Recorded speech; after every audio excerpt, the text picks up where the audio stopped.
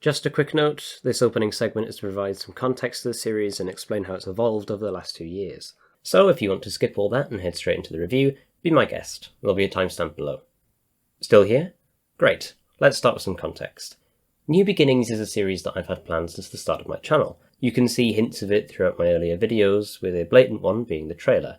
Ever since watching Mr. TARDIS's month-long December series, I thought why not do something similar, but based on the first and last story of each Doctor, coming up with the rather brilliant title of New Beginnings, just like the box set.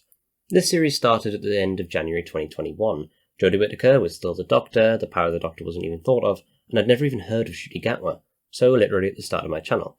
And I wrote until I got up to The Ultimate Foe, where I experienced a massive amount of boredom with the project and put it on hiatus. To be honest, I am quite glad about this. I was doing this at a time where I recorded my audio using Windows Voice Recorder, which is why my first reviews are full of static, and I edited using Windows Video Editor, which barely even qualifies as editing software. You can't overlay images onto each other, there's no transitions, it's just awful. The only series it was actually good for was my Big Finish Fridays, which may come back one day, I don't really know, and of course my most popular video came out of it. I was also a terrible writer. When making my first, and only, review video on Remembrance of the Daleks, I had no idea what I was doing. My writing style hadn't really come out yet, so I was just throwing things in the script and hoping that they worked, not being able to make it transition smoothly from point to point. It's a bit of a mess, which is why I'm glad not many people saw it, and I'm especially glad not many people saw those. I mean, my whole channel was like that, to be honest. I didn't even have 100 subscribers, rarely cracked 100 views a video, and was planning something huge. Something I just couldn't support. I had this idea in my head that I wanted to be a review channel, I wanted to give my opinions on everything Doctor Who and show why I loved it, but along the way I discovered that that's not really what I want to do, and what I excelled at, not to blow my own horn, was history videos, the content that made my channel what it is now. So I suppose now, finally, a review series is more of a love letter to my past self, now I've discovered what I truly want to do.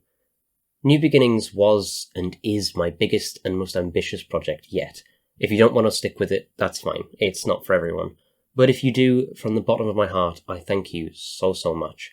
But anyway, enough of that soppy crap. Sit back, relax, and don't forget to select audio navigation, press enter now. It's going to be one hell of a journey.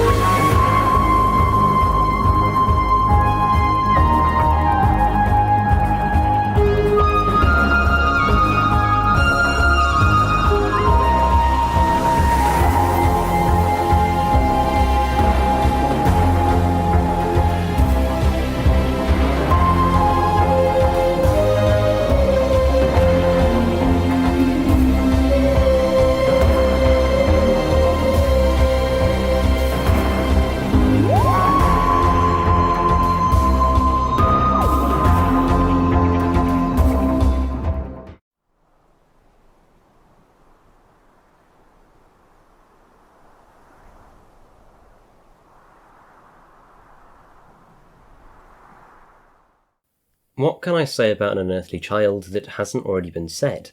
The first Doctor Who story is by far one of the most reviewed that isn't a Dalek story, and by far one of the biggest examples of how far the show has come in almost 60 years.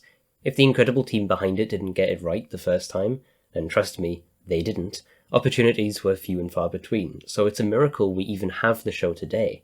An Unearthly Child is technically a 5-part story, with the pilot episode being filmed but not released, as head of drama at the time, Sidney Newman, wasn't really a fan. Even worse is that the first serial was on November 23rd, 1963, 24 hours after the death of then, President John F. Kennedy. So they got to release it a second time, a week later, right before part 2. Lucky. Now let's try something here.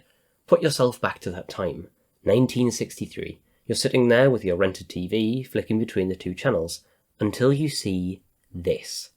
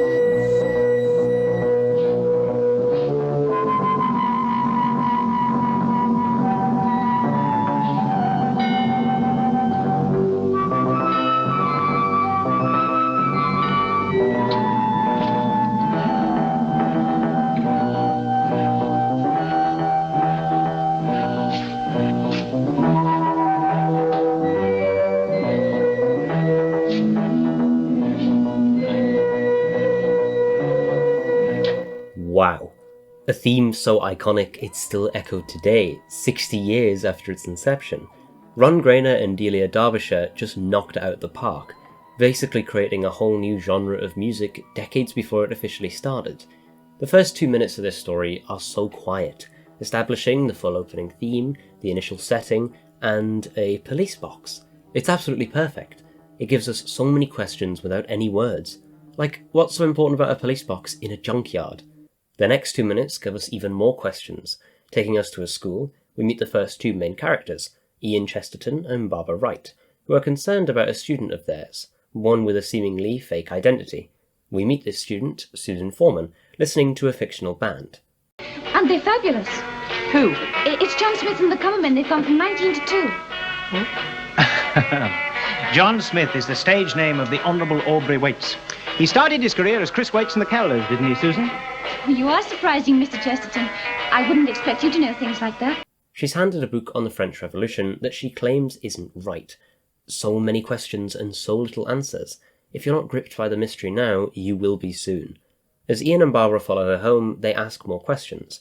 How can a 15-year-old student be so good at science and history, but get basic social facts wrong, predicting the decimal system 8 years early? I'm sorry, Miss Wright. Don't be silly, Susan. The United States has a decimal system. You know perfectly well that we do not. Of course the decimal system hasn't started yet. Ian and Barbara follow her into the junkyard, finding nothing but junk, obviously, and a police box. But that's not all. An old man appears and tries to enter the box before Ian stops him. Thinking he's some sort of kidnapper, they force their way inside, and all of a sudden, everything becomes clear.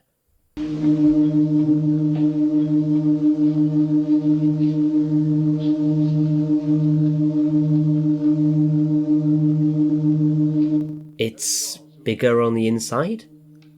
And that's the first part. And in all honesty, it's one of the best. We're given mystery, answers, and we're introduced to the four main characters, each serving a unique role. The Doctor, played by William Hartnell, is the leader of the group, the brains of each adventure.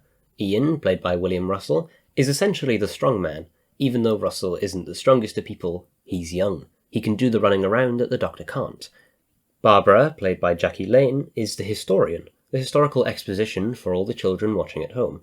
Because you have to remember that Doctor Who wasn't solely a sci-fi show. It was meant to be educational. That's why the first episode, and so many more from the first Doctor's era, were just pure historicals. And since this was the 1960s, she also makes the tea from time to time. And of course, Susan, played by Carol Ann Ford, the naive and curious child, the one who asks the questions and breaks her ankle. So many times. We pick up with the TARDIS materialising in 100,000 BC, which nowadays would probably be 100,000 BCE, the time of the cavemen. Hey, look, there's one. The cavemen act as the main antagonists of the story, not able to comprehend what is before them. They imprison what they don't understand, which unfortunately happens to be the TARDIS team, since they can seemingly generate fire from their hands. But that's not all, as they have their own internal power struggle between two parties, Zar and Cal. Zar is the chief of the tribe by birthright. His father was chief before him, and the chief is the fire maker. The only problem is that Zar cannot make fire, since his dad never actually taught him. Cal, on the other hand, seems to be a good prospect for leader. He's an outsider the tribe has taken in, and has given them lots of meat as gratitude. Cal provides meat, Zar provides only promises he cannot deliver. At first, the story makes you think of Cal as the underdog. I mean, he provides so much for them, only to be laughed at when he kidnaps a man he claims can make fire from his fingertips. Make fire! You are trapped in your own lies, Cal. Great chief who is afraid of nothing. Oh, great Cal, save us from the cold. Save us from the tiger! But then he murders the old woman of the tribe for releasing the TARDIS team. Not exactly the nicest of fellas.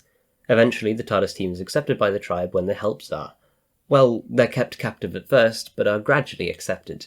Then the socialist allegories come along in full force, even though Ian is apparently a liberal.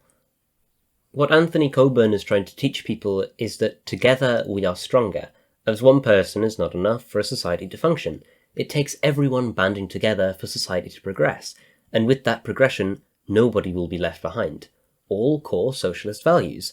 This is the only story that Coburn ever wrote for Doctor Who that got televised, with his other, the Masters of Luxor, being abandoned in favour of the Daleks, which was definitely the best decision, though not a bad legacy to leave behind. The way the story ends is just so perfect. They trick the tribe into thinking they've been set alight, and just run away back to the TARDIS being chased by fire-wielding savages. Then they just dematerialise in front of them, reasserting their position as magicians. Brilliant! A minor plot point that is touched upon a few times in episode 2 is the TARDIS not changing appearance, with Susan listing off some objects the TARDIS has become previously. Should have changed. Wonder why it hasn't happened this time. The ship, you mean? Yes, it's been a mounted column and a sedan chair. Disguising itself wherever it goes. Yes, that's right. But it hasn't happened this time. As I'm sure many of you know, the plan was for the TARDIS to change every episode to suit the landscape, but the budget was already too far stretched, leaving it as the police box. Despite the shortcomings, in hindsight it seems all the pieces that make the show what it is now just fell into place. Overall, this story is brilliant, not only because it laid the groundwork for what the show is today, giving us the title sequence, the TARDIS, companions, and even Coal Hill School, but because it does what Doctor Who was originally meant to do: educate people, teach them history, teach them to be kind, and most importantly, socialism! In tomorrow's video, we will finish the Hartnell era with a story quite the opposite of the first, grounded in science fiction that could become science fact. I'll see you then.